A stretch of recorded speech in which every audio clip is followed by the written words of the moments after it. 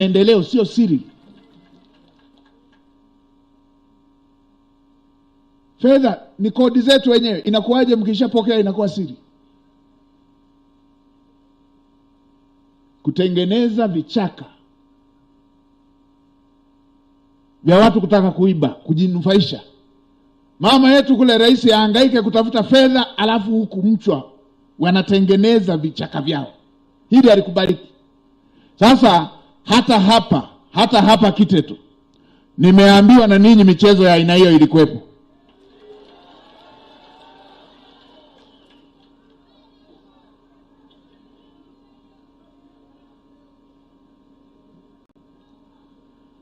Nilikuwa naangalia mnavyohangaika mnipeleke mradi gani.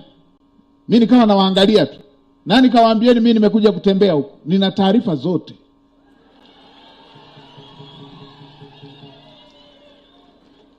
Nina taarifa zote. Nina taarifa zote kilichofanyika kwenye jengo hili. Nina taarifa hata kilichofanyika kwenye jengo la halmashauri ambako hamjanipeleka.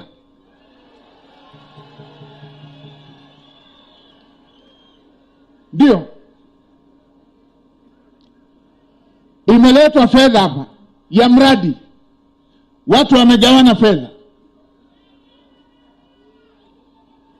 Katika kukimbizana ndio wakarudisha fedha ile. Kwa alishatuibia, tusingewaona.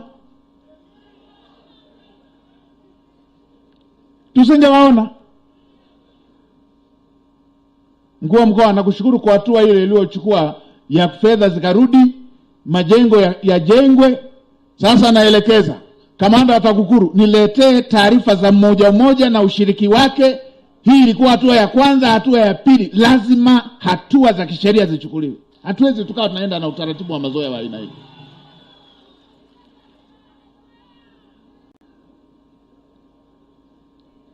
Mheshimiwa Waziri, itakapotoka taarifa ile, wale waliochukua fedha pamoja na kurudisha, hatukuwatuma kuja kugawana fedha hapa.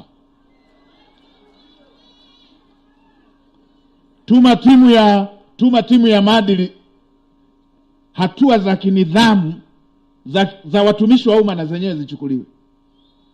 Hatuwezi kuwa tunaviziana kwenye fedha ya umma namna hiyo, kwamba wakiniona naondoka nazo, wasiponiona naondoka nazo, eti wakiniona narudisha. Upumbavu.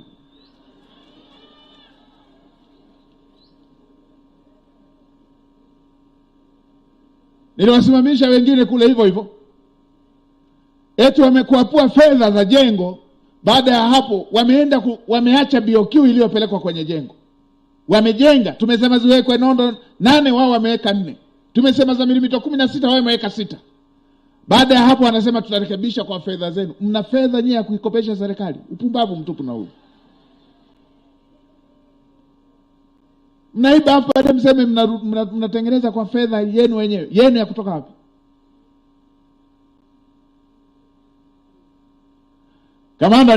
Kamanda wa TAKUKURU niipate taarifa hii kabla sijamaliza ziara ya mkoa wa Manyara.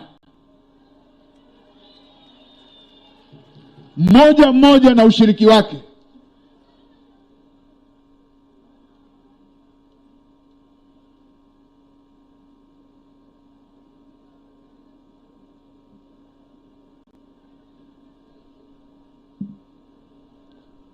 Mimi nachukia uzembe, nachukia uvivu, nachukia wizi. Hata kama tuko kwa Kwaresima na mwezi mtukufu, hawa lazima wakipate cha moto.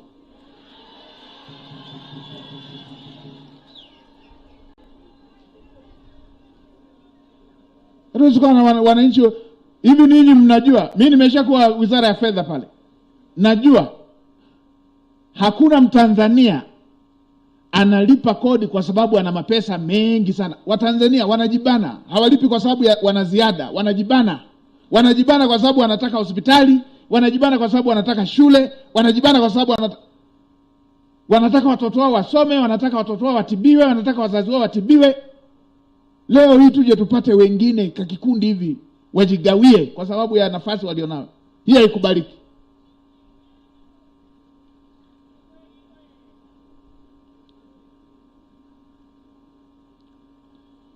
kamanda, nipate kwa sababu ya michezo iliyofanyika ile, nipate taarifa mpaka ya mapato ya ndani, mpaka ya makusanyo ya ndani, minada hii, nipate na yenyewe. Nipate fedha za kwenye minada zinakusanywaje na zinatumikaje.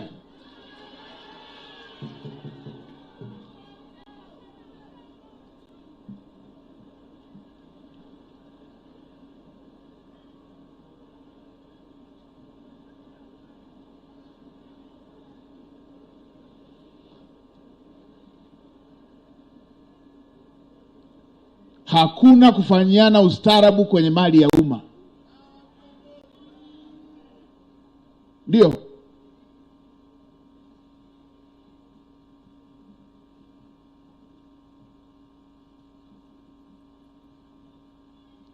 Kwa hiyo niliona niseme na mengine nitasema siku ya majumuisho baada ya kupata hizi taarifa. Nitapata mengine nitasema wakati wa majumuisho baada ya kupata hizi taarifa. Watu wafanye kazi. Watu wamezoea matatizo ya watu. Kupuuza. Kwa sababu wao hayawapati, wanapuuza matatizo ya wengine.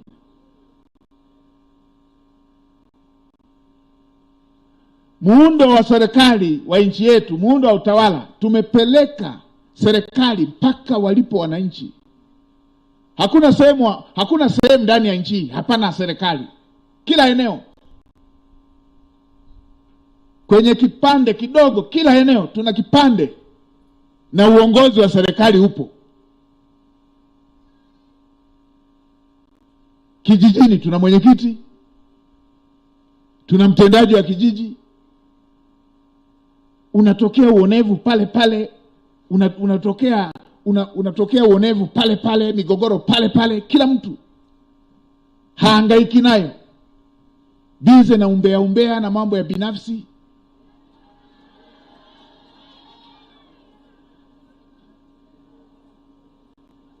Tuna serikali mpaka ngazi ya kijiji. Linakuwaje jambo mwaka na mwaka tunaimba hilo dogo linaloweza kutatulika? Tuna uongozi kwenye kata, tuna uongozi kwenye tarafa.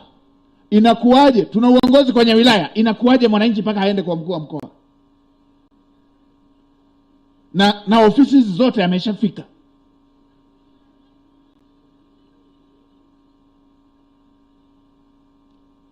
Wananchi wengine wanakwenda mpaka kwa rais. Hawa wengine wote na tatizo hili lilishafika na linatatulika.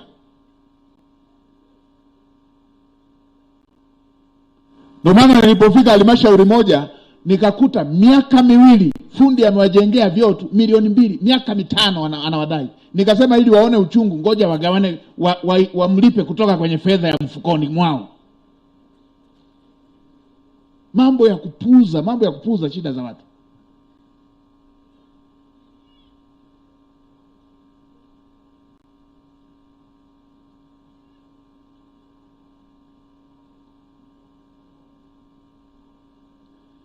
Sasa nimeelekeza, nitaanza kutaka wale wengine wanaodhani ni moto wa ziara tu, nitataka jedwali linaloonesha kila mtu ametatua kero za wananchi gani kwenye eneo lake kila mwezi.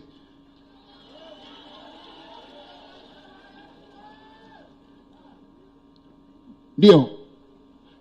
Hii mambo ya kusikiliza watu haitakuwa jambo la ziara tu. Nitataka kila mwezi nione kila mtu ametatua kero gani, alipokea kero gani imetatua, kero gani ameipandisha juu. Haiwezekani wananchi wao wanafanya mambo ya serikali na watumishi wa serikali na watumishi wa umma wapo.